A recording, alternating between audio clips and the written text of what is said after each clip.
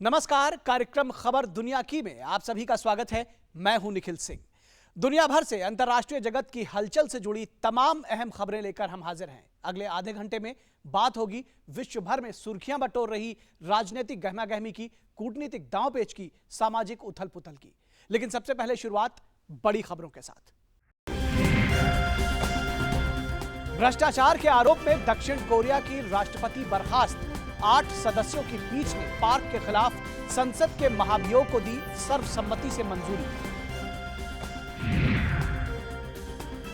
उत्तर Korea के missile परीक्षण के बाद अमेरिका ने दक्षिण कोरिया में शुरू की रक्षा प्रणाली थाड की तैनाती। चीन ने जताया कड़ा विरोध। अमेरिकी राष्ट्रपति डोनाल्ड ट्रंप ने जारी किया नया ट्रैवल बैन आदेश। सूची से इराक का नाम गायब। नीदरलैंड में 15 मार्च को डाले जाएंगे वोट। सभी पार्टियों ने कसी कमर।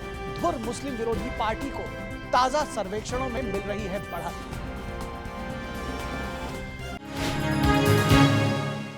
दो 2012 में दक्षिण कोरिया की पहली महिला राष्ट्रपति बनी पार्क ग्वेन हे को वहां की शीर्ष अदालत ने भ्रष्टाचार के आरोप में बर्खास्त कर दिया है। संवैधानिक अदालत के फैसले के साथ ही महीनों से जारी राजनीतिक उठापटक समाप्त हो गई है। 8 सदस्यीय संवैधानिक पीठ ने एक मत से पार्क ग्वेन हे पर महाभियोग को बरकरार रखा। दक्षिण कोरिया में संवैधानिक अदालत के फैसले से महीनों से जारी राजनीतिक गतिरोध खत्म हो गया। 8 संसदीय संवैधानिक पीठ ने महाभियोग को बरकरार रखते हुए राष्ट्रपति पार्क ग्वेन हे को पद से बर्खास्त कर दिया। अदालत ने कहा कि राष्ट्रपति ने अपने करीबी चोई को लाभ पहुंचाने के लिए गोपनीय सरकारी दस्तावेजों को लीक किया और कानूनों की धज्जियां उड़ाई। आरोपों को देखते हुए सभी जजों ने एकमत से पाक को पद से हटाने का निर्णय लिया है। अदालत के फैसले के खिलाफ दक्षिण कोरिया की सड़कों पर लाखों लोगों ने पार्क के समर्थन में रैलियां निकाली। इस दौरान कुछ शहरों में सुरक्षा बलों के साथ रैली समर्थकों की झड़पें भी हुईं। कार्यवाहक राष्ट्रपति ने लोगों से शांति बनाए रखने की अपील की। अदालत के निर्णय के बाद फैले असंतोष पर हमें काबू रखना होगा। इस दौरान हमें राष्ट्रीय चिंता और अंतर्राष्ट्रीय स्तर पर उपजी चिंता को ध्यान में रखना होगा। इसी बीच अब देश में नए सिरे से चुनाव कराने की प्रक्रिया की शुरुआत हो गई है। चुनाव आयोग ने आगामी 9 मई को संसदीय चुनाव कराने की घोषणा की है। काफी गंभीर हालात पैदा हुए हैं। हमें 9 मई से पहले तक राष्ट्रपति का चुनाव कराना होगा। राजनीतिक असंतोष को बढ़ने से रोकने के लिए ऐसा करना जरूरी है। राष्ट्रपति पार्क देश की लोकतांत्रिक ढंग से चुनी गई पहली ऐसी नेता हैं जिन्हें पद से हटा दिया गया है। संसद ने पार्क के खिलाफ 9 दिसंबर को महाभियोग प्रस्ताव पारित किया था। दरअसल पिछले साल के आखिर में दक्षिण कोरिया में विशाल प्रदर्शन हुए थे। इन प्रदर्शनों की वजह थी राष्ट्रपति और उनकी मित्र पर लगे आरोप। उत्तर कोरिया के मिसाइल परीक्षणों के जवाब में अमेरिका ने दक्षिण कोरिया में उन्नत मिसाइल रोधी प्रणाली थाड की तैनाती शुरू कर दी है। उत्तर कोरिया ने संयुक्त राष्ट्र के प्रतिबंधों को ठेंगा दिखाते हुए 4 बैलिस्टिक मिसाइलों का परीक्षण किया था। हालांकि थाड की तैनाती के ऐलान के बाद चीन परेशान हो गया है। चीन ने इसका विरोध करते हुए कहा है कि इससे क्षेत्र के सुरक्षा माहौल पर असर पड़ेगा। कोरियाई प्रायद्वीप एक बार फिर उबाल खा रहा है। ताजा तनाव दक्षिण कोरिया द्वारा संयुक्त राष्ट्र के प्रतिबंधों को धता बताते हुए किए गए 4 बैलिस्टिक मिसाइलों के परीक्षण से पैदा हुआ है। 4 में से 3 मिसाइलें जापान के समीप समुद्र में गिरी थीं।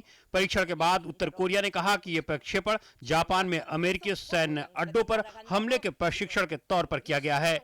उसकी इस हरकत के जवाब में अमेरिका ने दक्षिण कोरिया में थाड प्रणाली की तैनाती की घोषणा कर दी है। थाड की तैनाती के ऐलान के बाद चीन के माथे पर भी बल आ गया है। चीन ने कहा है कि इस क्षेत्र में सुरक्षा के माहौल पर संकट के बादल छा जाएंगे। थाड की तैनाती गलत विकल्प है। हम इसका कड़ा विरोध करते हैं। तो आइए जानते हैं कि आखिर क्या है थाड प्रणाली जिससे चीन इतना डरा हुआ है। थाड यानी terminal high altitude area defence system एक ऐसी रक्षा प्रणाली है जो बैलिस्टिक मिसाइल के हमले के दौरान खुद ब खुद सक्रिय हो उठती है। रडार जैसे ही दुश्मन की मिसाइल को ट्रेस करता है, थाड का सिस्टम उस मिसाइल को अपनी मिसाइल से मार गिराता है। दावा किया जाता है कि इसका निशाना अचूक होता है। तो आखिर चीन को क्यों इस पर एतराज है? दरअसल चीन को इस प्रणाली से नहीं बल्कि इसमें लगे रडार से है। बताया जाता है कि इसमें लगा रडार 600 से 900 किलोमीटर की दूरी पर नजर रख सकता है और अगर इसकी सेटिंग बदल दी जाए तो इसका दायरा 2000 किलोमीटर तक फैल जाएगा, यानी चीन का एक बड़ा इलाका इसके जद में आ जाएगा। हालांकि रडार की सेटिंग बदलने से ये प्रणाली मिसाइलों को मार गिराने में सक्षम नहीं हो पाएगी। बहरहाल दक्षिण कोरिया और अमेरिका भरोसा दिला चुके हैं कि इसकी किसी भी हालत में सेटिंग बदली नहीं जाएगी। फिर भी चीन को इसके गलत इस्तेमाल किए जाने का डर सता रहा है। पिछले साल जुलाई में इस प्रणाली को लगाने की इजाजत मिलने के बाद से ही दक्षिण कोरिया के सोंगजू जैसे सुदूर इलाके में कड़ा विरोध हो रहा है। इसके विरोध में वहां के लोग हर रात दीप जलाते हैं। उन्हें डर है कि इससे निकलने वाली किरणें सेहत संबंधी परेशानियां खड़ी कर सकती हैं। हालांकि प्रशासन का कहना है कि इससे रिहायशी इलाकों में नहीं बल्कि एक पहाड़ पर लगाया जाएगा और इससे 100 मीटर दूर रहने वाले लोगों को कोई नुकसान नहीं होगा। पाकिस्तान की ओर से अफगानिस्तान के साथ लगी अपनी सीमा को खोलने के बाद हजारों अफगानी और पाकिस्तानी नागरिकों ने अपने अपने देशों का रुख किया। पाकिस्तान ने देश में बढ़ रहे आतंकी हमलों के बाद अफगानिस्तान से लगी अपनी सीमा को सील कर दिया था। इसके बाद यह सीमा फौरी तौर पर 2 दिन के लिए खोली गई।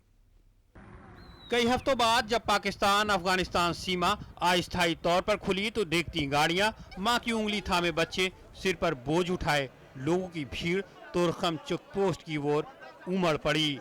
2 दिनों में करीब 20,000 अफगान और 2,000 पाक नागरिक अपने घरों को लौट आए। सिर्फ वही नागरिक सीमा पार कर पाए जिनके पास वैध दस्तावेज थे। हमारे पास सिर्फ 3 दिन तक के खर्च का पैसा था, लेकिन यहाँ 21 दिन तक रुकना पड़ा। हमें भारी नुकसान हुआ। हम 7 बजे निकले, तकरीबन 12 बजे हो गया कि हमें वो दुखुल नहीं हुआ अफगानिस्तान का। पिछले महीने शहबाज लाल कलंदर की दरगाह पर हुए आतंकी हमले के बाद पाकिस्तान अफगानिस्तान के रिश्ते काफी तल्ख हो गए थे। हमले के तुरंत बाद पाकिस्तान ने दावा किया कि हमले की साजिश अफगानिस्तान में आतंकवादी पनाहगाहों में रची गई। पाकिस्तान यही नहीं रुका, उसने सीमा से सटे इलाकों में हमला कर जमातुल अहरार के 4 शिविरों को ध्वस्त करने के बाद पाक अफगान सीमा को सील कर दिया। जो जहां था वहीं फंस कर रह गया।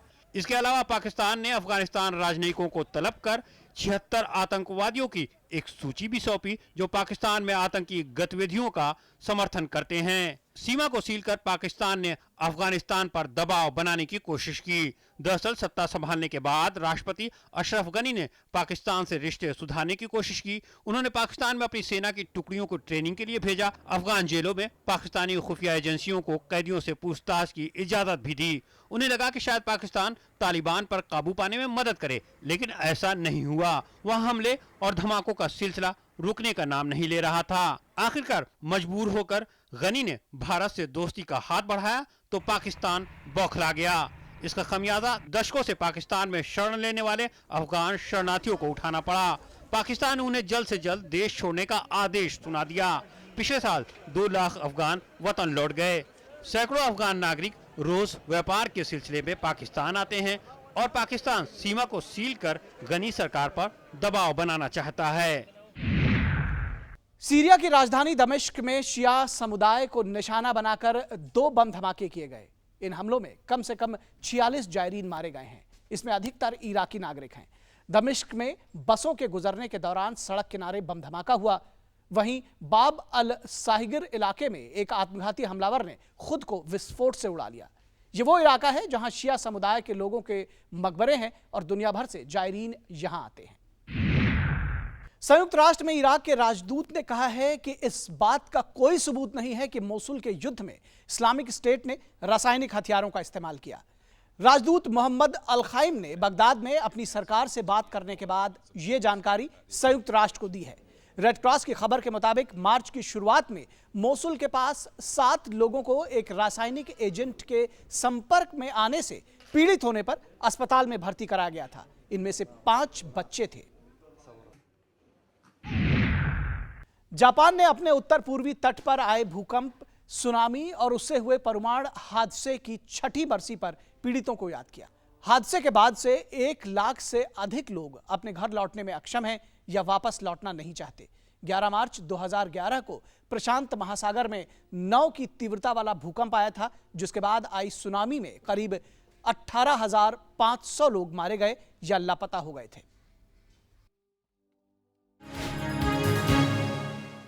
ट्रैवल बैन पर अमेरिकी राष्ट्रपति डोनाल्ड ट्रंप ने नया आदेश जारी किया है। इस प्रतिबंध के तहत 6 मुस्लिम बहुल देशों के नागरिकों के अमेरिका में प्रवेश पर रोक लगाई गई है। इस नए आदेश में इराक का नाम नहीं है। हालांकि नए आदेश का भी अमेरिका में कड़ा विरोध हो रहा है और इस पर भी एक संघीय अदालत ने अस्थायी रोक लगा दी है। अदालती रोक और विरोध प्रदर्शनों के बाद अमेरिकी राष्ट्रपति डोनाल्ड ट्रंप ने सोमवार को अमेरिका में प्रवेश प्रतिबंध को लेकर संशोधित आदेश जारी किए। पिछले और इस आदेश में फर्क बस इतना है कि प्रतिबंधित देशों की सूची से इराक का नाम हटा लिया गया है। आदेश जारी होते ही लोग फिर से सड़कों पर उतर आए और अदालत का दरवाजा भी खटखटाया। एक संघीय अदालत ने एक सीरियाई शरणार्थी के मामले में इस आदेश पर अस्थायी रोक लगा दी है। ट्रंप के लिए यह पहला कानूनी धक्का है। नए आदेश के मुताबिक 6 मुस्लिम बहुल देशों के नागरिकों के लिए अमेरिका का नया वीजा जारी करने का काम अस्थायी तौर पर रुक जाएगा, बल्कि अमेरिका का शरणार्थियों के लिए कार्यक्रम भी 120 दिन तक निलंबित कर दिया गया है। हालांकि अमेरिका विदेश विभाग जिन शरणार्थियों को पहले ही इजाजत दे चुका है उन्हें अमेरिका आने दिया जाएगा। इसके लिए एक साल में ज्यादा से ज्यादा 50,000 शरणार्थियों को ही इजाजत मिलेगी। संशोधित आदेश में जिन देशों के नागरिकों के अमेरिका आने पर अस्थायी प्रतिबंध लगा है वो हैं Iran, Libya, Syria, Somalia, Sudan और यमन। नए आदेश 16 मार्च से लागू होंगे। स्वीकृत शरणार्थियों की संख्या को छूट देते हुए नए आदेश में सीरिया पर लगाए गए अनिश्चित प्रतिबंध को हटा लिया गया है। आतंकी संगठन आईएस के खिलाफ युद्ध में इराक ही मुख्य भूमिका निभा रहा है। लिहाजा पेंटागन और अमेरिकी विदेश मंत्रालय ने व्हाइट हाउस पर इसके नाम पर पुनर्विचार के लिए दबाव डाला था। इससे पहले जो निर्देश जारी किए गए थे उस पर संघीय अदालत ने रोक लगा दी थी। इसकी वजह से एयरपोर्ट पर बड़े पैमाने पर ऊहापोह की स्थिति पैदा हो गई थी और इसके खिलाफ भारी विरोध प्रदर्शन हुए थे। पाकिस्तान को आतंकवाद प्रायोजक देश घोषित करने के लिए अमेरिकी कांग्रेस में एक विधेयक पेश किया गया है। विधेयक पेश करते हुए सांसद पो ने कहा कि पाकिस्तान एक गैर भरोसेमंद सहयोगी है। राष्ट्रपति डोनाल्ड ट्रंप से 90 दिनों के भीतर रिपोर्ट जारी कर यह बताने को कहा गया है कि क्या पाकिस्तान ने अंतर्राष्ट्रीय आतंकवाद से निपटने में सहयोग दिया है। यह पहली बार नहीं है जब यह मांग की गई है। ग्वाटेमाला में बुधवार को एक बाल गृह में भीषण आग लग गई।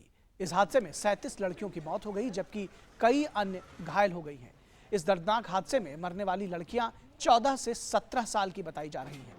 अधिकारियों का कहना है कि संरक्षण गृह में रहने वाली लड़कियों ने विरोध प्रदर्शन के दौरान वहां रखे गद्दों में आग लगा दी, जिसके बाद यह भयानक हादसा हुआ।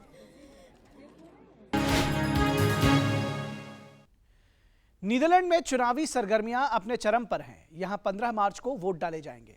चुनाव परिणामों से यह तय होगा कि देश की बागडोर घोर दक्षिणपंथी पार्टी या मध्य दक्षिणपंथी या फिर सोशल डेमोक्रेट जैसे पारंपरिक दलों के हाथ में जाएगी।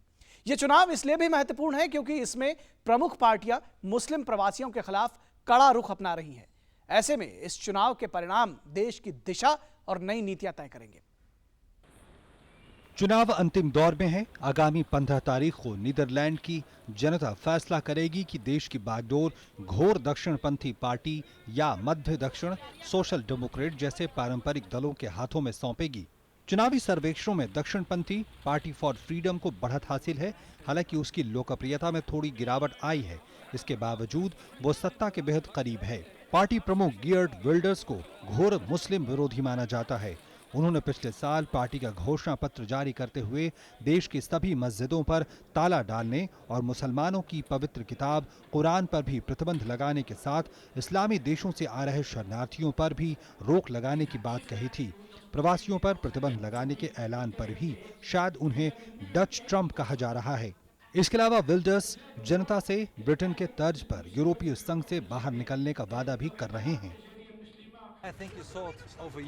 यूरोप में होने वाली घटनाओं को आपने देखा होगा, जो पहले अमेरिका में भी हुआ था। चुनाव के नतीजों में इसका परिणाम नहीं भी देखने को मिलेगा, लेकिन ऐसा आंदोलन फ्रांस, जर्मनी, ऑस्ट्रिया और इटली में देखा जा रहा है। हम पिछले कुछ समय से मजबूती से उभर रहे हैं, जैसा कि अमेरिका में ट्रंप उभरे थे। मध्य दक्षिण पीपल्स फ्रीडम पार्टी के नेता और प्रधानमंत्री रुट्टे तीसरी बार सत्ता पाने की दौड़ में शामिल हैं। उन्होंने 2012 में मध्य वाम लिबरल पार्टी के साथ मिलकर सरकार बनाई थी। हालांकि इस समय उन्होंने लिबरल का समर्थन नहीं मिल पा रहा है। रुट्टे भी विल्डर्स को उन्हीं की जुबान में जवाब दे रहे हैं। वो भी प्रवासियों से आगाह कर रहे हैं कि अगर डच मूल्यों को मानना है तो यहाँ रहें, वरना देश छोड़कर चले जाएं। नीदरलैंड में सीधे तौर पर उम्मीदवार चुनाव नहीं लड़ता है। संसद में सीटें पार्टियों द्वारा राष्ट्रीय स्तर पर हासिल किए गए मतों के अनुपात में वितरित की जाती हैं। राष्ट्रीय स्तर पर 0.67% वोट हासिल करने वाली पार्टी को संसद में सीट मिल सकती है। वैसे तो चुनाव में 28 पार्टियां किस्मत आजमा रही हैं, लेकिन लड़ाई 11 से 15 पार्टियों के बीच ही मानी जा रही है। नीदरलैंड के शहर रोटरडम में तुर्की के विदेश मंत्री की होने वाली रैली को रद्द किए जाने पर तुर्की के राष्ट्रपति तैयब अर्दोआन ने कड़ी प्रतिक्रिया दी है। उन्होंने डचों को नाजियों का अवशेष बताया है। दरअसल तुर्की राष्ट्रपति को अधिक अधिकार देने को लेकर होने वाले जनमत संग्रह से संबंधित नीदरलैंड में तुर्की के विदेश मंत्री की रैली होने वाली थी। नीदरलैंड में तुर्की मूल के काफी लोग रहते हैं। इससे पहले जर्मनी ने भी अपने यहां होने वाली रैली रद्द कर दी थी। यूरोपीय परिषद के वर्तमान अध्यक्ष पोलैंड के पूर्व प्रधानमंत्री डोनाल्ड टस्क 9 मार्च को बेल्जियम की राजधानी ब्रसेल्स में आयोजित यूरोपीय संघ के बसंत शिखर सम्मेलन में एक बार फिर यूरोपीय परिषद के अध्यक्ष चुन लिए गए हैं। उनका कार्यकाल 1 जून 2017 से 30 नवंबर 2019 तक रहेगा। उनका वर्तमान कार्यकाल 31 मई 2017 को समाप्त होगा। लपक चाटते जूठे पत्ते, जिस दिन देखा मैंने नर को, उस दिन सोचा क्यों न लगा दूं आज आग इस दुनिया भर को। आप सोच रहे होंगे कि यह कविता मैं आपको क्यों सुना रहा हूं। दरअसल दुनिया भर में विकास के शोर और आर्थिक प्रगति की खबरों के बीच एक ऐसी खबर जो आपको दहला देगी। दक्षिण सूडान, सोमालिया, यमन और नाइजीरिया में करीब 2 करोड़ लोग भूख और अकाल से जूझ रहे हैं। यूनिसेफ की चेतावनी के मुताबिक इन देशों में कुपोषण और अकाल की मार झेल रहे करीब 14 लाख बच्चे इस साल मर भी सकते हैं। देखिए ये रिपोर्ट।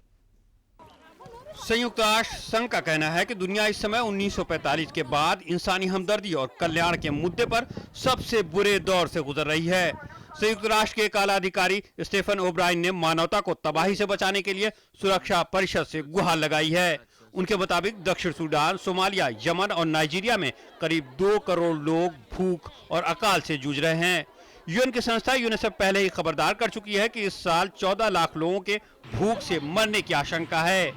ओब्रायन ने इस गंभीर समस्या से निपटने के लिए इस साल जुलाई तक 4.4 अरब पाउंड की जरूरत की बात कही है।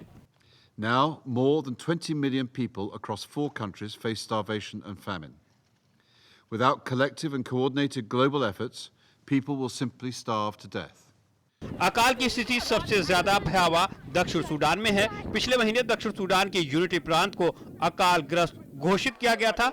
संयुक्त राष्ट्र का मानना है कि पिछले 3 साल से ज्यादा समय से चल रहे युद्ध के कारण ये अकाल पड़ा है। देश की 50 लाख आबादी भूखी है। यमन, सोमालिया और उत्तर पूर्वी नाइजीरिया में सूखे और भुखमरी के हालात हैं, लेकिन 6 साल में दक्षिण सूडान पहला देश है जिसने अपना कोई इलाका अकाल ग्रस्त घोषित किया है। यूनिसेफ की माने तो करीब 82 लाख आबादी में से 49 लाख यानी 40% से ज्यादा को तत्काल भोजन की जरूरत है। The situation is worse than it has ever been. The famine in South Sudan is man-made. The parties to the conflict are parties to the famine, as are those not intervening to make the violence stop.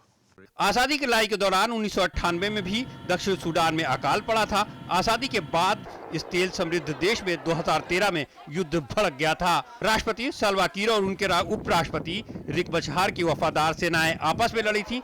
अगस्त 2015 में शांति समझौते के बाद unity सरकार बनी, लेकिन पिछले साल जुलाई में फिर टूट गई। संयुक्त राष्ट्र की कोशिशों के बाद कई मुल्कों ने मदद के लिए हाथ तो बढ़ाए, लेकिन ये नाकाफी हैं। इन देशों के लिए संयुक्त राष्ट्र को 2017 में अब तक सिर्फ $9 करोड़ की ही इमदाद मिल पाई है।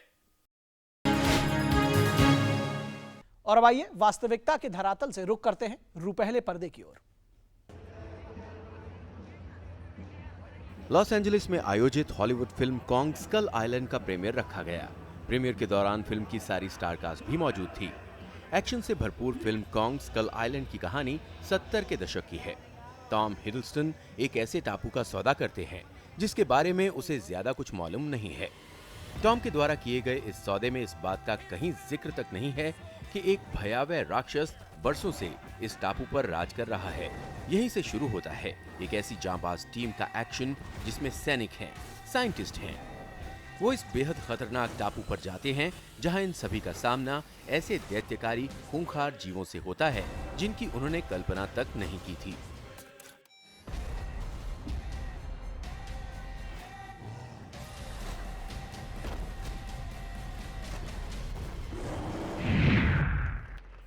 हॉलीवुड अभिनेता जॉन गुडमैन को लॉस एंजलिस में आयोजित हॉलीवुड वॉक ऑफ फेम के दौरान स्टार से सम्मानित किया गया। हॉलीवुड अभिनेता जॉन गुडमैन अपनी फिल्म द बिग लेबॉफ्स्की और आर्गो से खासे जाने जाते हैं।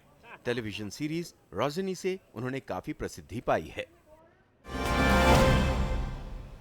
खबर दुनिया की कार्यक्रम के आज के अंक में बस इतना ही।